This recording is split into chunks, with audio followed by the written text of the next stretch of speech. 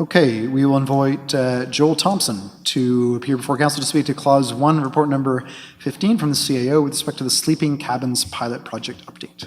Your worship, esteemed members of council, staff, and friends. My name is Joel Thompson, and I am here this evening to represent the Agora Group of Companies Corporation. I'm here to discuss an initiative that aligns with the city's commitment to tackle housing and homelessness through a powerful community and private sector collaboration, Crossroads Village. As detailed in tonight's staff report, Crossroads Village proposes a transformative approach to addressing homelessness. This project, in partnership with Our Livable Solutions and Crossroads United Church, aims to create a sustainable, supportive community for those in need, leveraging a 10-year land lease costing merely $1 per year. At Agora, we envision a world where every individual, especially the most vulnerable and homeless population, have the opportunity to thrive. We aim to be a catalyst for positive change, inspiring compassion, collaboration, and collective action. Our efforts are directed towards building stronger communities, more resilient communities where everyone is valued and supported. This vision drives us to invest financially and actively participate in crafting solutions that uplift our entire city. Please consider this. Every single one of your friends, your mothers, your fathers, your brothers, your sisters, your aging grandparents, or even one of your children could be one wrong decision away from homelessness themselves. This is why having robust systems and support in place is crucial to prevent our community members, your friends, and our family from falling through the cracks. It's easy to forget, but every single cabin resident, past, present, and future, is someone's family member. The true value of the Sleeping Cabin program hits home for me when I realized I took for granted the value of the key to my front door. Without this key means having to carry every single one of your personal possessions at all times, 24/7, 365. This experience is made worse by the increasing risk of loss during the vulnerable hours of sleep. This key represents the entrance gateway to a safe space that allows for restorative sleep. At OLS, new residents have stated their first night in the cabin was their first uninterrupted restful night since falling into homelessness. At Agora, we are deeply committed to the cause of ending homelessness beyond regular advocacy and development support, which is why this evening I'm delighted to pledge $10,000 from the sale of every garden suite, custom home, and renovation to the Agora Community Foundation. These funds are earmarked specifically to support projects like Crossroads Village, underscoring our belief and commitment to the cause. This evening, we urge you to support option 2, which ensures not only capital investment assurance, but also the advancement of a sustainable solution to homelessness. With a critical deadline of September 30th approaching, your decisive action is needed to maintain the momentum of this vital service in our community.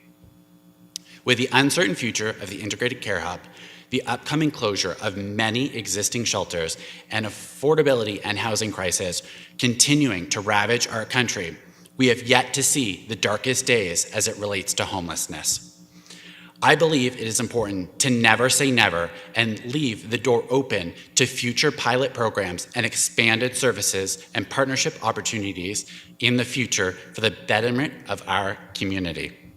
In conclusion, by supporting option 2, you will help advance this crucial project with a temporary zoning approval and set a precedent on how public and private partnerships can effectively tackle social challenges. I feel like I'm about to get cut off. Oh, you read my mind, but I haven't said 30 seconds, so I was just about to say 30 seconds. Together, we can transform lives, and position Kingston as a beacon for social justice and community care. We eagerly anticipate your affirmative action and are excited about the potential of bringing Crossroads Village to life this calendar year. Thank you for your consideration, and I'm happy to answer specific questions as it may relate to regarding the proposed site plan, concept plans, budget, or timeline for the project. Thank you. Okay, thank you very much. Are there any questions for the delegation? Councillor Tozo. Thank you, Mayor Patterson, through you. So thank you for the delegation. It was very informative. So you mentioned, I always like it when people put money where their mouth is. So I really appreciate the fact you're actually putting resources to something that you believe in. So thank you very much. The question I have is you mentioned that, you went quickly, $10,000 per suite. How many suites do you sell usually? So give me a ballpark figure of how much money we're talking about. Based off of pre-sales and projections, but we should be donating about $10 million a year. 10 million? Yeah. A year? Thank you. Wow. And there's opportunities here, and I mean, we've got to close on a whole bunch of things and such, but it's just the beginning of a bigger goal for the private sector just stepping up. Okay, any other questions? Councillor Shapes. Thank you. And thank you for the presentation and the potential donation, which should help out the situation. And I think a couple of us were supportive of the sleeping cabins continuing, but we're on this road now. And you mentioned in your presentation in regards to the date of September 30th. Are you ensuring that that's a firm date, that if this gets approved, option 2, that everything will be put in place, put in motion, and be ready to have residents come September 30th? One of the things that I've learned about construction is there's no certainty of anything until you put the shovel in the ground. But the emergency zoning order allows for this step in the right direction, where this isn't going to be 6 months to a year of pre-planning applications to then be able to apply for permits and then get a shovel in the ground. We can be shovels in the ground right now. Supply chain has stabilized a lot, and there's a lot of community support for this project. So we're trending right in the right direction. Okay, that's good to know. It's just that after September 30th, there would be extra expenses posed on our taxpayers. So I just want to make sure that we get there. Thank you. Okay, are there any other questions? Okay, seeing none. Thank you very much. So first, we have a motion moved by Councillor Ridge, seconded by Councillor Stephen, to add Judith Gold, to waive our rules so that Judith Gold can speak to council again with respect to the sleeping cabins pilot project update. So please go ahead and vote.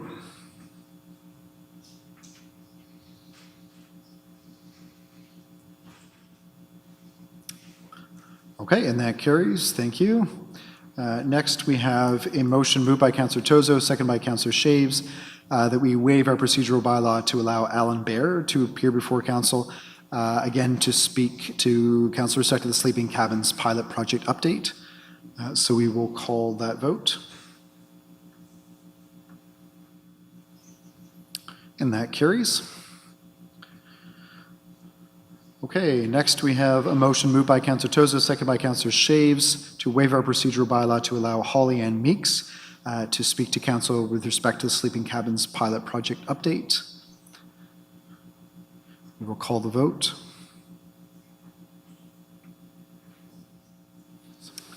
So with that, then we will move back to our additional delegation. So first, I will invite Judith Gold to come to the podium, again to speak to council with respect to report number 65 from the CAO with respect to the sleeping cabins pilot project update.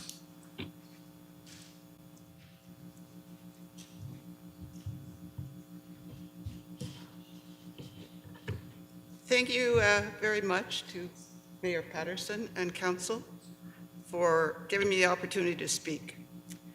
My name is Judith Gould, and I'm speaking in support of capital funding for the new location for the sleeping cabins.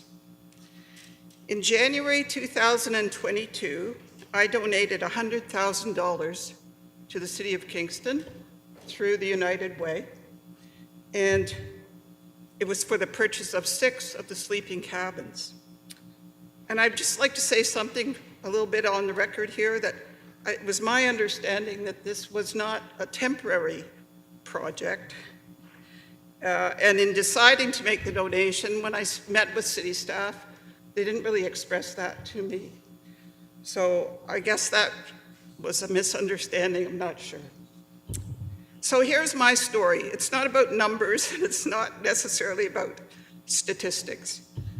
In my 30s, I had a serious mental illness where I was hospitalized in an acute mental health unit for a long time in Toronto. I lost my home, I lost my business, I lost my friends, and so basically I lost everything. The day I was finally discharged from that unit, I was told by a psychiatrist that I should never work again and go on welfare. That's what they called it then. So basically I said, okay, this is the end of my life. But as you can see, I'm still standing here. I didn't give up. With help from mental health services, from social services, from the healthcare system, especially nurses, I gotta have a shout out here. My family and a lot of hard work, I recovered. And I think I was a lucky person.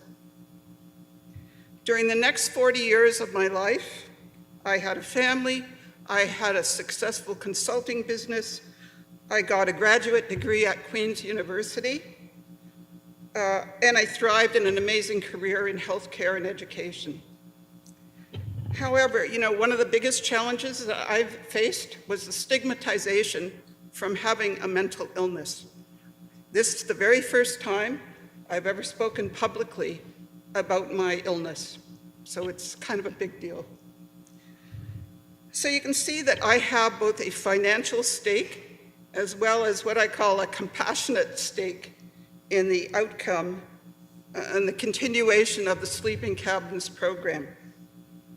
Compassion, I actually looked it up in the dictionary to make sure that I knew the right definition. And it means understanding somebody else's situation and doing something about it.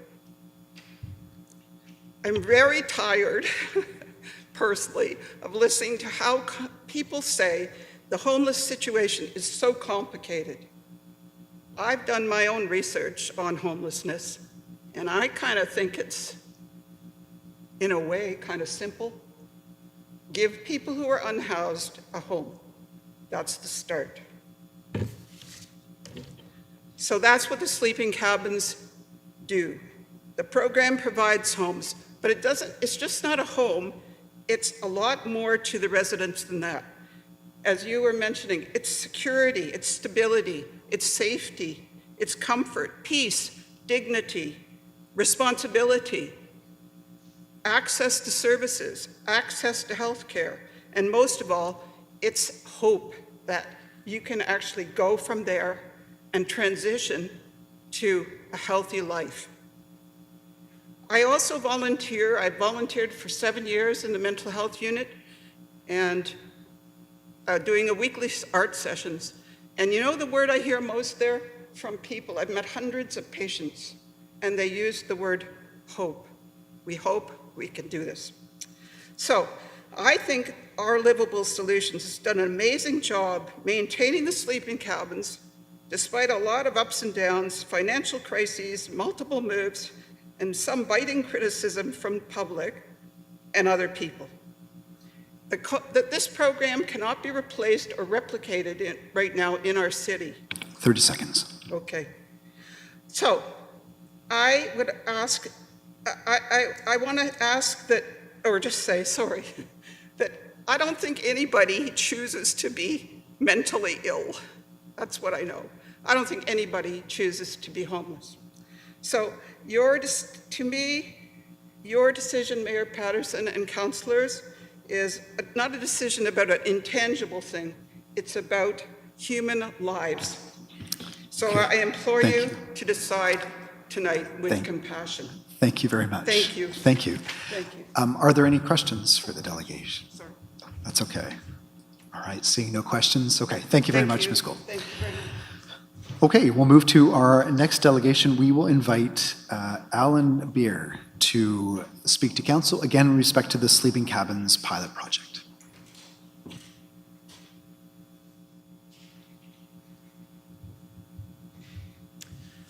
Thank you, Your Worship, councilors, staff. My name is Alan Bear. I've been a member of Crossroads United Church and its predecessor for almost 20 years now, and I currently sit on the church council. And I've been designated to be the representative that we call a Crossroads Village project liaison. That's an unpaid volunteer position. I'm not a member of Our Living Solution, so if there's any conflict, I don't have to worry about any kind of division of loyalties.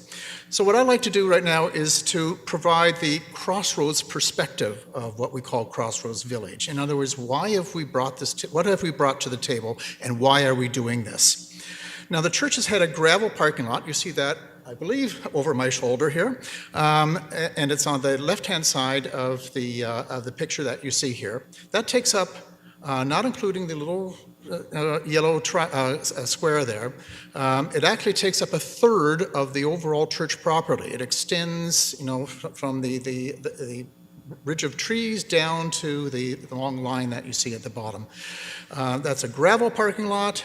And it's been there for decades, taking up quite a lot of our space, but really not doing much. It's generally used for overflow parking, and that's only a few times a year to complement the 70 paved spots that we have, and it's also used for a place to dump the snow from the parking lot and other places. Occasionally dog owners walk their dogs there. But the mission of the church is not about parking and pets. It's really about people, especially those that are most vulnerable. But the church has really never had the financial resources or the trained personnel to do anything that was in line with its vision, with what is essentially wasted space. So when this council asked OLS to find private land for the sleeping cabin program, we waited to see if anyone else would step up, because we had never done anything like this before. But then when no one did, then we felt we needed to act. We could provide the land, OLS could provide basically everything else. Now, the ability of OLS to provide 24/7 on-site staffing was an important consideration.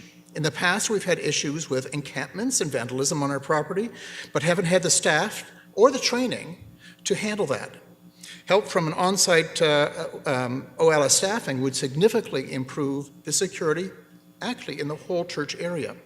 Now, it is our leasing agreement that we have arrived at, that we will arrive at, that will produce the parameters under which this project will run and how it ends. The land, of course, if you've read that, is a land lease for $1 a year, up to 10 years, and we feel that will contribute to keeping housing costs down. That enables more money to be directed to counseling and other supports. Without those supports, the evidence on homelessness says that a return to the streets is much more likely. So we want to avoid that. I also need to emphasize that despite press reports, our lease does not necessarily provide a permanent location. We don't know what's going to happen in 10 years. We may not need this whatsoever, but that will leave until then to decide. But the term that we offer is long enough to provide some kind of stability, and more stability than has been present in the project at any point up to this date. And meanwhile, half of that lot would still be available. The part of that would be used as in the yellow rectangle here. The rest of the lot still available for use. Now, this isn't an issue of financial gain for the church. How could it be? For $1, that's not much of a gain. It is, however, a way of putting our faith into practice. An important part of our Christian faith is a vision of social justice where security and well-being are available for all and not just for those who can afford to put a roof over their head. And the project complements a food voucher program that we already have had running for more than a decade now. So it's all about who we are as a church. It's also important that just as we are a community of faith, the village offers a model that we value, a community where residents can offer mutual self-help and break down the barriers of isolation that the unhoused often face. 30 seconds. The presence of a common service structure is especially critical to that model. So we have a housing crisis here in Kingston and elsewhere as well, and it has many causes, but there's no one way to solve it. It will require a number of different approaches, of which Crossroads Village is only one. But that's one that's not too big for our church to accommodate. This proposal has come about because of many factors that have just happened to come together at the same time. I certainly won't see any combination of those factors again in my lifetime. Okay. Now, other communities Thank you. across the country are watching this. Thank you. I think I'm going to pause you there. I ask that council support this Oh, opportunity. okay, great. Thank you very much. That's that's a great conclusion. Thank you. I'll just have you hold just in case there's any questions from council. Yes, Councillor Song. Thank you, Worship, and through you, thank you for the presentation. My question is Crossroads Church organization will continue to participate, having a managerial role or supervisory role with the OLS board to manage this project for next 10 years, such as monitoring the funding expense and all the other needs they might have. So what is the Crossroads Church have a role with OLS Board of Directors to continue to work together with the collaboration to make sure that project is well planned and well executed for 10 years? Well, as you know, we're a church, and we like to sort of breathe down other people's backs if anything gets out of our way, or in a way. Essentially, we will arrive at a lease agreement, and the lease agreement will outline what we expect.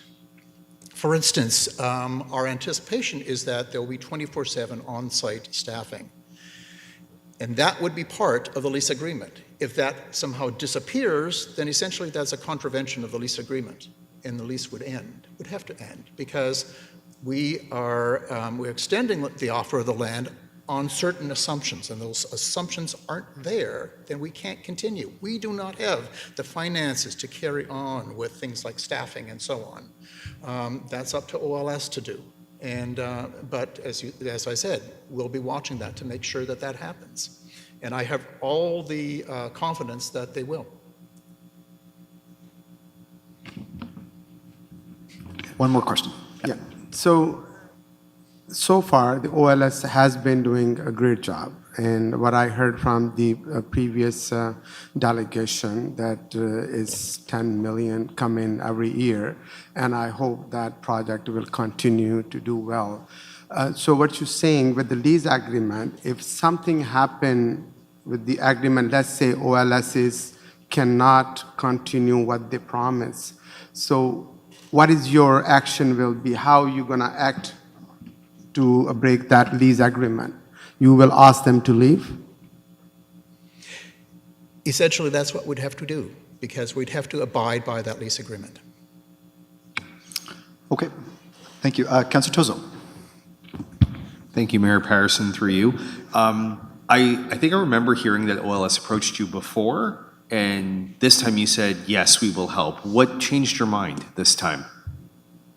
Did they approach you before about placing the sleeping cabins there, or was this the first time they approached you? Yes, they approached our council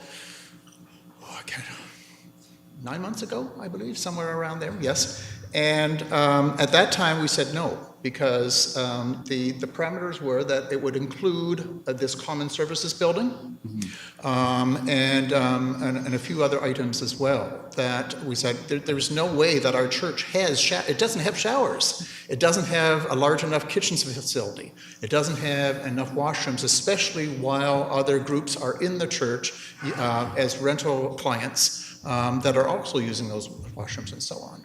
What has changed is that this project now will come, and it's an assurance that will come with that common module. That will be the exclusive use of that cabin community. That means that the church can continue to be used in the functions that it has now. Meanwhile, the cabins will not interrupt with anything that's going on there right now. Thank you. I also want to thank you for your delegation, the previous delegation as well. That was really, thank you for sharing that story. I didn't have a question for the previous delegation. Second question. You had a public meeting. I saw on YouTube and on social media. How'd that meeting go with the public in the surrounding area? From my point of view, I'd say it went reasonably well. There was a division of a positive and negative. In my mind, this is really a matter of fear versus faith. You know, that there's always going to be the fears that the worst possible thing will happen. And that could happen. But the truth is that rarely happens. On the other side of the coin, we have faith. In fact, where would we be if we did not have faith that we could create a better city? Where would the individuals around the circle here be if they did not have a faith that they were helping create a better city? In fact, what's a church without its faith?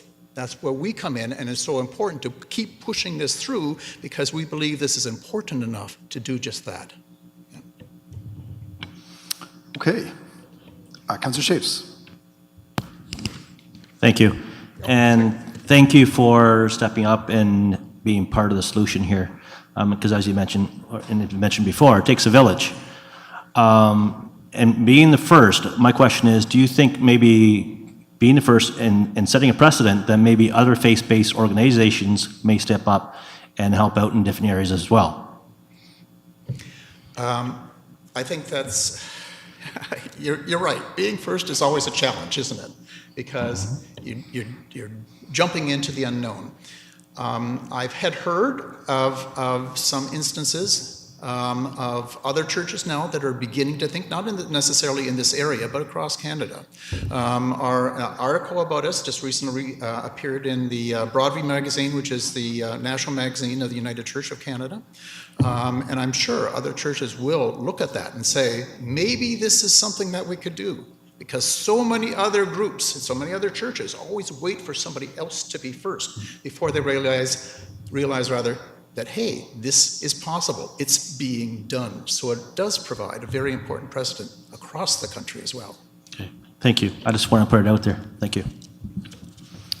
Okay, seeing no other questions, thank you very much, sir. Okay, with that, we will move to our next delegation. We will invite Holly Ann Meeks to speak to council again with respect to the sleeping cabins pilot project update.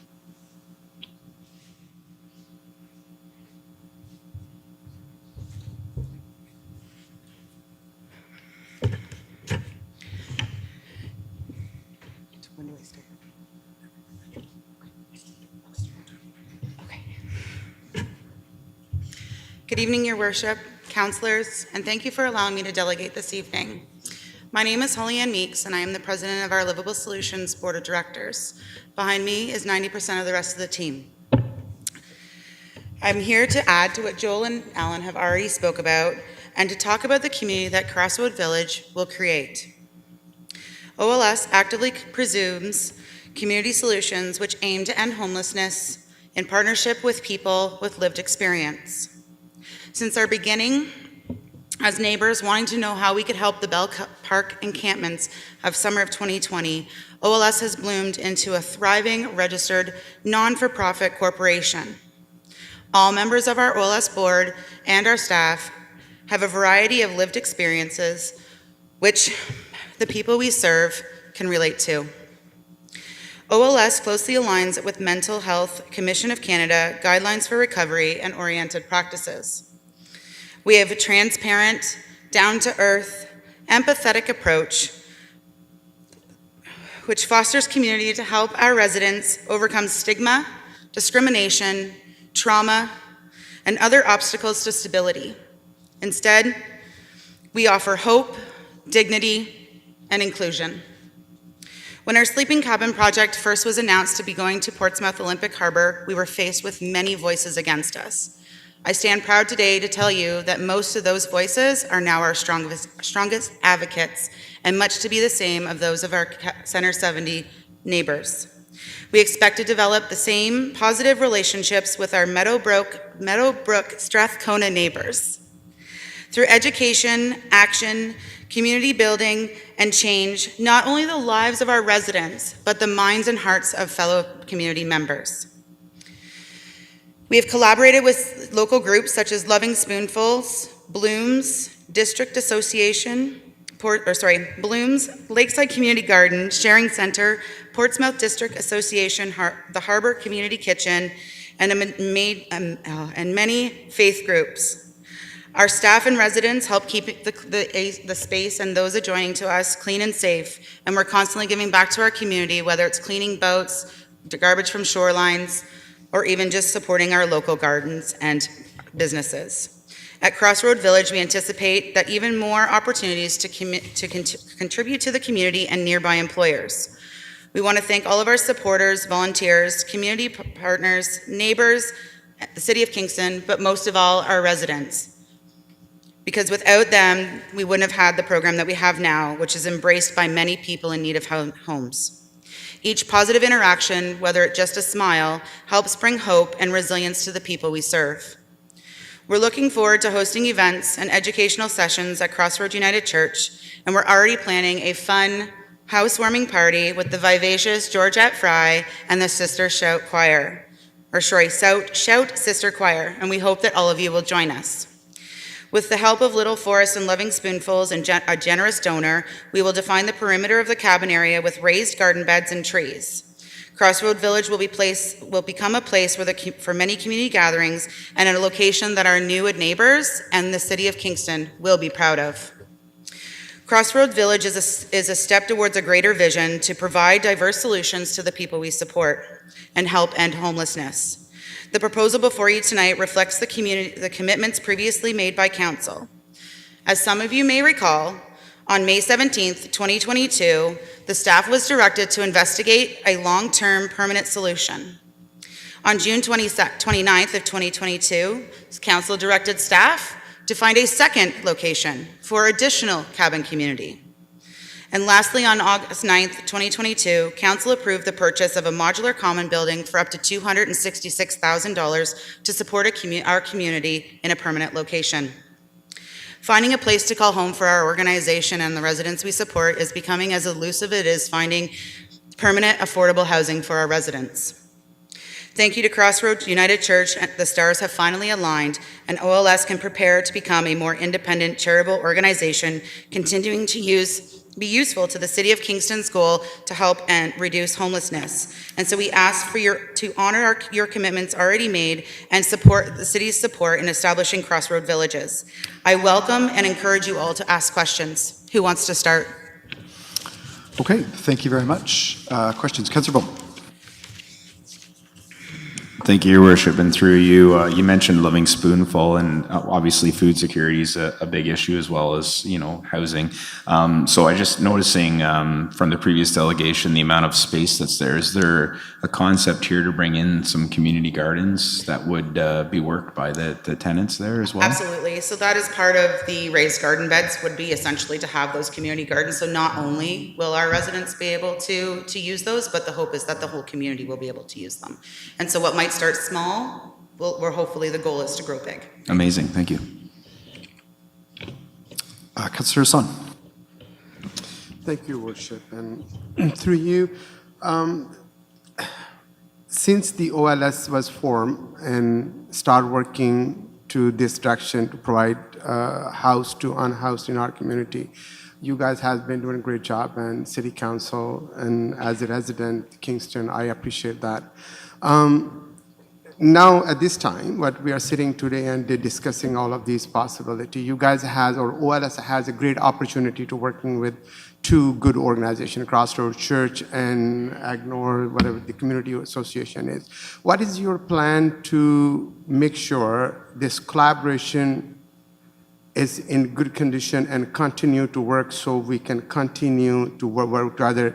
What is the plan you have in mind better than what we have been doing, so make sure this collaboration continue? So I'll be honest with you, that's a really large question that I don't know if we have enough time to answer.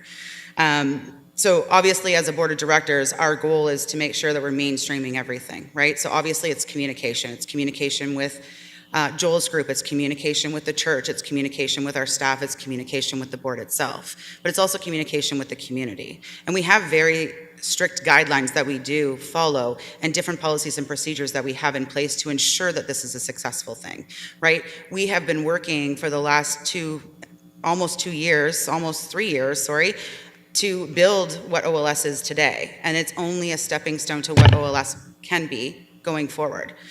So one of the things that you want to focus at is where we were when this started back in January of 2022, when we had our first resident move in, to where we are now, where we've got community members reaching out saying, how can we support you?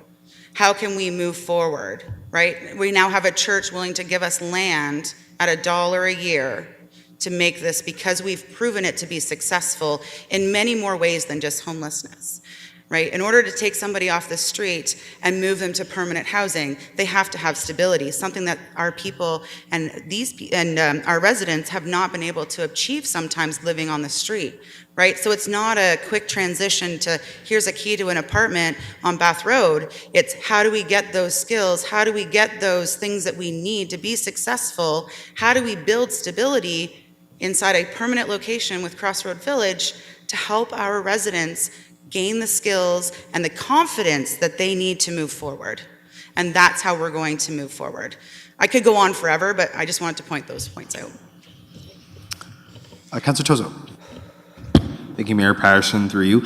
I'm just curious about your governance structure. I know you have a board. How often does your board meet? What's your average length of meetings? I'm curious. So ideally, we'd like to be meeting once a month, but in recent months, it's sometimes every 2 weeks. When the need arises, we're meeting. If we're not meeting in a forum together, we're doing email communications, we're doing chat communications, we're doing phone calls. As the president of the board, I do get phone calls from Crystal, right? Hey, this is what's going on, how should we proceed? And then we bring it together, and if we have to do a quick joint meeting, then we do. We've been meeting with the city staff, so those then turn into, okay, we met the city staff, so the next day now we're doing a board meeting. So to answer your question, ideally once a month, but it's whenever the need arises. Follow-up question. How long have all of you been there since the beginning, or have people joined along the way, or what's the length of tenure on the board? I'm curious. So for most, 3 of us, outside of Crystal, who's been there since the beginning, 3 of us are coming up on 2 years. And then we've recently added 2 more to the board. And we're still looking, so if you know anybody. Okay, thank you. Councilor Glenn. Thank you, and through you, Mr. Mayor. Thank you for the presentation. As a follow-up to Councillor Tozo's question, could you just sort of describe your governance and management structure? Because I think that's important for us to understand. So I think I understand the question. You're a little muffled, so if I'm not going the right spot, just guide me back. So obviously we start with our board of directors, and we create a lot of policies and procedures as overflow guidance to our acting executive director, who has all this time been the wonderful Crystal Wilson, who then helps put things more on an operational standpoint, of course, with the approval of the board. So nothing happens with the cabins that doesn't go through the board. There are even operational components that we trust Crystal with that might be something very small, but quite often she'll just touch base and say, hey, this is what I'm thinking.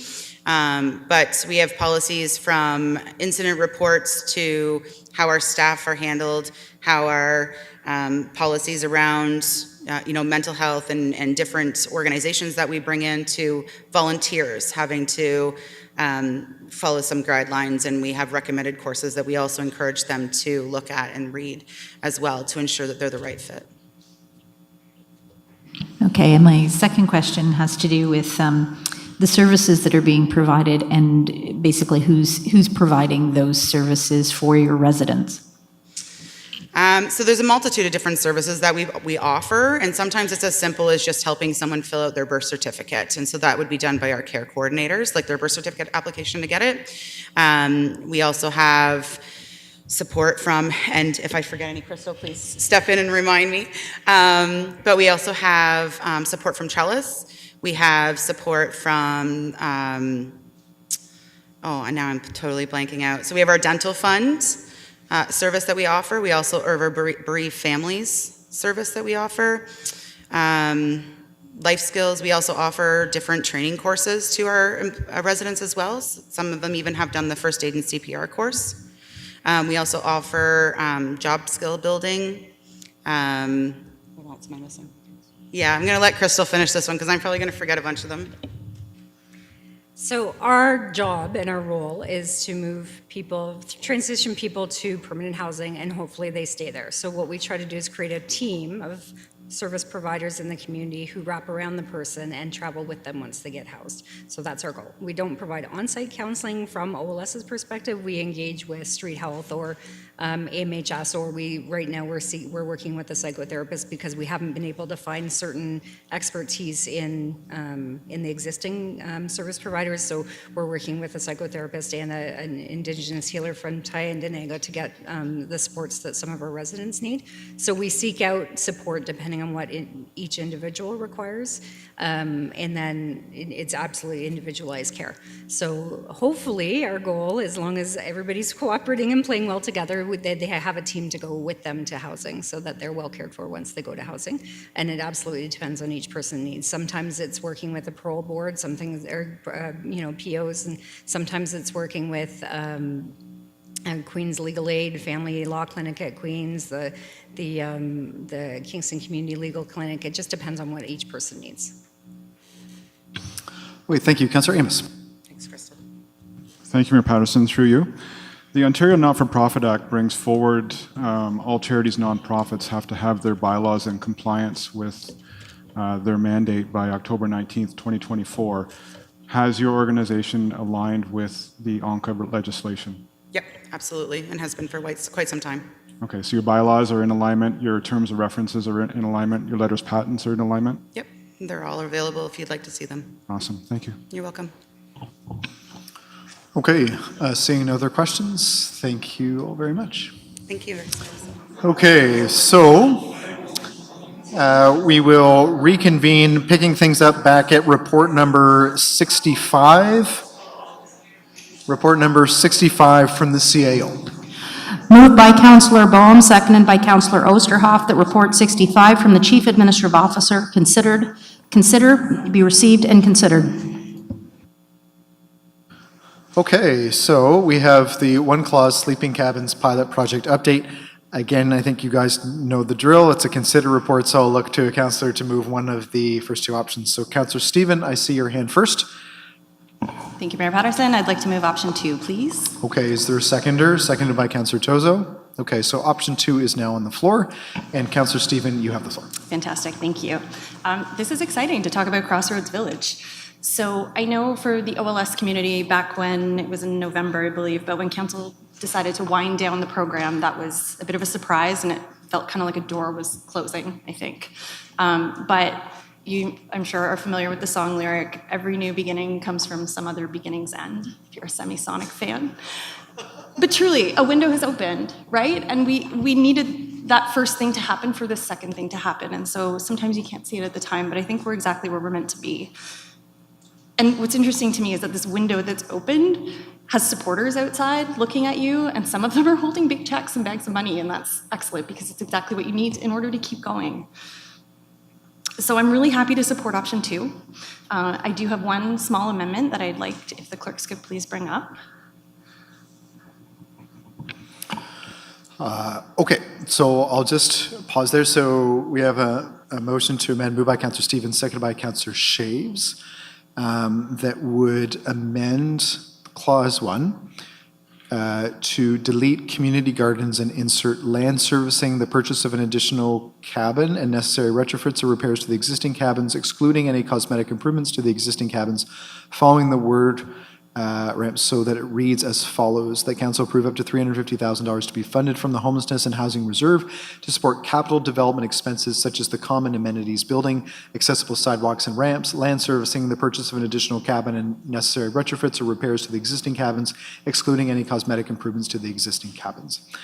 So duly moved and seconded, a motion to amend is now on the floor, and so Councillor Stephen, I will restart your time to speak to the amendment. Thank you, Mayor Patterson. The reason for this amendment is quite simple. I am enthusiastically supporting option 2, being mindful that we are talking about taxpayer money here. I feel in my gut that it is most appropriate to use it for the things that are necessary, but I just can't get behind using it to beautify the homes. I think that's a brilliant idea. I hope it happens. I just don't feel that city funds are an appropriate way to fund that. I'll leave it at that. Thank you. Okay, thank you. Is there any discussion on the amendment?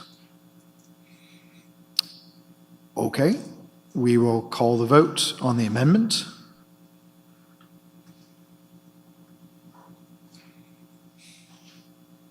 Okay, and that carries 13-0. So now we are back to the original option 2 as amended. Councillor Stephen, you still have 4 minutes and 20 seconds on the clock. Thank you, Mayor Patterson. I won't need that long. Yeah, with this amendment in place, I am wholeheartedly behind this. I think, OLS, best of luck with Crossroads, hoping this passes. But I think you do incredible work, and I know you'll continue. Thank you. Okay, thank you. Councillor Tozo. Thank you, Mayor Patterson, through you. I just want to give a shout out to everybody who was involved with making this happen in such a short period of time. You were given council direction of a wind down not that long ago. And in that period of time, you found land and you found a private partner to take up your cause. I think that we're seeing sleeping cabins be replicated in other municipalities. I really do hope that you prove the concept, that without having to move from location to location, which I know was a problem in the previous pilot project, without having some relying necessarily on the city to come back hat in hand for more funding. Now you have a donor, you have land. Make this work. I think that there is something really great here on the housing continuum that you guys can do. And please, by all means, let's see this proof of concept work on your own. Congratulations, great work, great job. Pleased to support this. Thank you. Okay, thank you. Councillor Rich.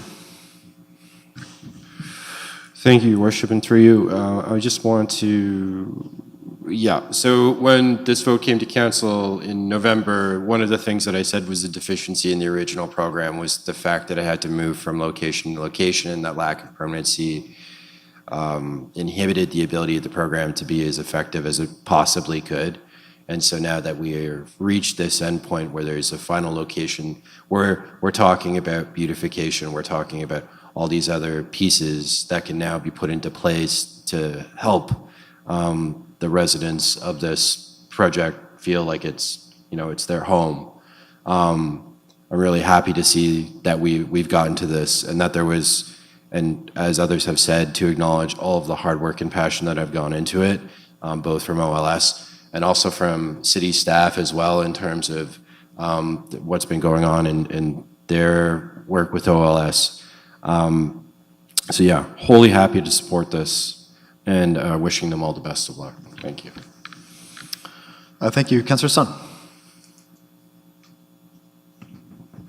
Thank you, Your Worship, through you. Once again, I want to thank you to all the community partner who stepped forward or came forward, especially kudos to Joel and his company, who he is represented today, for them to come forward and offer their help. Working with the OLS from since the first day, it was a bitter and sweet moments and the memories we have, but I think as a council and all the city staff, we was able to stand with them all the way as of today to help them to continue this project. But it was some difficulties and some challenges when we decided to wind up this program. And I'm happy to see it's not winding up, but it's moving forward with the help of the community. So thank you to the Crossroads Church and the builders company, and then all the community partners, OLS executives, the city staff, and all the colleagues at the councils for working together to make this project continue forward. We have few email from the constituents, they're concerned about this taxpayers' money, and they was not very happy. But all those who has a concern in the community as the constituents or as a Kingstonian, let them know this is these people who need help is part of our community. I always agree and I'll always promote. We can't leave them alone. So we do our best to provide help as a council, as a citizen, as a community member. So here we go. Once again, I'm happy to stand behind this program and support one more, and I hope it's the last time, and help them to start off the ground and continue on their own. We're very happy to see that moment is building and continue this program. Thank you very much for all those who've been part of it, who's going to be part of it, and wishing you all the best. Thank you. Thank you. Councillor Stanek. Thank you, Your Worship. Yes, I support this new location, Crossroads United Church. Back in November, to me, it was all about location. I didn't want to use city park space. And also, I didn't like that sloped hill down to the marina. But Crossroads United Church, thank you so much for offering your location. And I wish the sleeping cabins all the best. Thank you. Thank you, Councillor Bohm. Thank you, Your Worship, and through you, it's no secret that, I've had my concerns about this program from the start. Seeing it develop into where it's at now, though, is very encouraging. There's structure there. This came from an idea. There's a lot of structure now. There's private funding, and there's growing community support for it. So I'm a big advocate that the community needs to recognize that government has a role to play. If you want to say we're the foundation, fine, we're the foundation. But we do not have unlimited resources. We do not have unlimited, capacity for all these programs. So what's heartening here for me is that the community and the people behind this are really the mortar that holds the bricks together. So I think most people around this table, if not everyone here, likely feels that this is something that has come about because of the community's support. Even though we did push and put some challenges out there, find a space. We can't continue to fund this program. And through that adversity, this program has grown into something that I'm not sure it would have if those challenges were not put out there. And we have a responsibility to taxpayers and their money as well, but whether this sinks or swims now is in the hands of the community, and you can see the support there. So I'm happy to support this. I'm happy to see the Crossroads Church offer up their land, and I'm happy to see the amount of private donors and monies that is going into this. And I think that there's a clarion call here for other cities across, the globe even, of what people can do when all aspects of their community come together. Space was an issue, somebody stepped up. Money was an issue, somebody stepped up. It's not that we don't want to help every single cause that's out there. It's that we also have our own responsibilities, and dollars need to go to roads and infrastructure funding and all the other things that we're responsible to provide. If we had unlimited funds, I'm sure we'd fund unlimited projects, but the reality is we don't. So kudos to every single person who was a part of this that stepped up to fill a gap in the community. Well done, pat yourselves on the back, and then happy to know that there's other people out there pulling. So this is amazing to see where this all started and see it come to fruition. Thank you. Thank you. Councillor Amos. Thank you, Mayor Patterson. Through you. I want to start off by recognizing Mrs. Gould and the comments that she made earlier in the delegate's presentation. Her comments were very brave, very forthright, and gave a lot of insight into the concept of the sleeping cabin program. So I want to recognize that. And Mrs. Gould, your words were not unheard. Thank you. Mr. Bear from the Crossroads, I appreciate your comments in doing your due diligence with OLS. That's important. And it's nice to see the faith-based sector come forward and provide this opportunity for a charity or nonprofit to really move forward in a section that there's a good chance here for success. And that's a special opportunity that I think is being handed, and I know OLS is recognizing that opportunity. Mr. Thompson, in regards to the private sector, well done. I'll just say that, well done. When anytime the private sector can step in and support faith-based and charity sectors, that's amazing and good opportunity for really good growth, and everyone wins in that capacity. So I'll be supporting option 2. I think this is a fantastic opportunity, and well done to everyone involved. Thanks. Thank you, Councillor Glenn. Thank you, and through you. I will be supporting the option. I do have a couple of other quick questions, but I'm going to make a comment first. You know, when we discussed this previously, we talked about doing better. And what I'm going to do is thank our Livable Solutions, I think, for hearing that and for doing better and for reaching out for the assistance and help that you needed to make this a much more stable and program that's really going to, fingers crossed, we know there's no crystal ball here, but a program that will really benefit the residents. So I'm looking forward to seeing that positive success. I do think it's a good investment. I mean, when you look at the cost of housing, essentially you're looking at providing housing for tens of thousands of dollars versus hundreds of thousands of dollars. So my question is, how long is it going to take to actually put these common areas in place for the residents? I just want to sort of, can anybody give me a general timeline on that? Commissioner Campbell. Thank you, and through you. As the Agora representative, Joel, commented earlier, certainly construction timelines are always subject to variability, but our conversations at this point with OLS have certainly been expecting that this would be able to be in place in the timeline for the wind down, which would be the end of September. Okay, and are there any contingencies in place if that timeline can't be met? Because as Mr. Thompson indicated, you know, you can never be 100% sure. So I just want to make sure there's contingencies in place so that everyone's properly taken care of.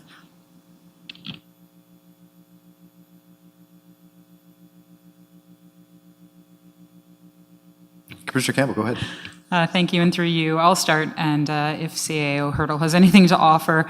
It's our understanding that there are some temporary alternate arrangements that could be made if there was a delay in the installation of that modular component. But also additionally, if there was a need to, you know, delay the move by, you know, a very short timeline, a couple of days, we could certainly accommodate that as well. Okay, thank you. I look forward to seeing this come to fruition and hopefully getting ourselves further along the spectrum to getting out of this housing crisis. Thank you. Okay. I'm not seeing any other hands, so we will call the vote on option 2 as amended.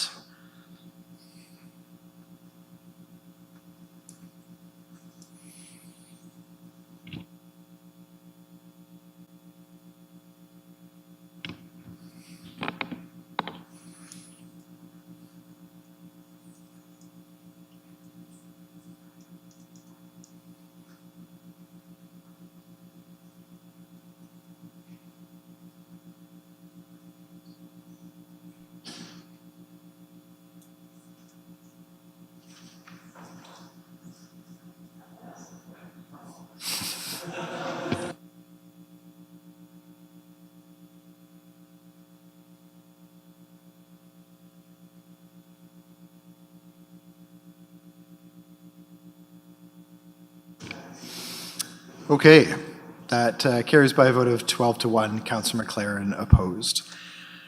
Okay, moving on to report